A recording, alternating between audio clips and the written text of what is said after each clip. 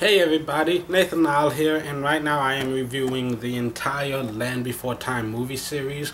So if you accidentally stumbled on this video, then I've got the rest of them on a playlist. This video I'm reviewing Land Before Time number 5, The Mysterious Island.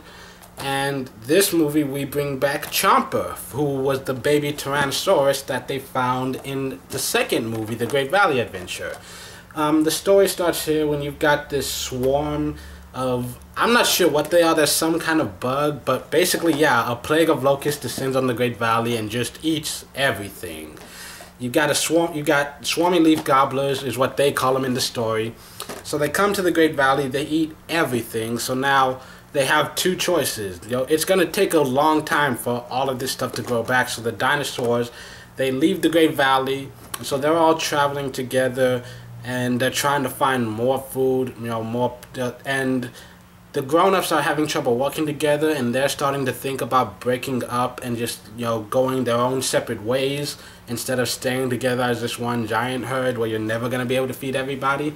And so the kids, Littlefoot, Petrie, Ducky, Spike, Sarah, they all decide, we don't want to break up. We're great friends and we'd miss each other. So they decide to go off on their own and try to find enough green food to feed the whole herd. And they end up going over this land bridge to an island, but then the tide rolls in and the land bridge disappears, so now they're stranded on this island, which happens to be inhabited by quite a few sharp teeth, including Chomper and both of his parents, and a couple others. So yeah, that's an issue they're having.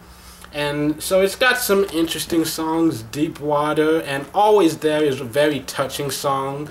I definitely love it. Friends for Dinner is hilarious, and it's a great little story which brings back some of the themes you saw in part 2, like the meaning of family and and stuff like that.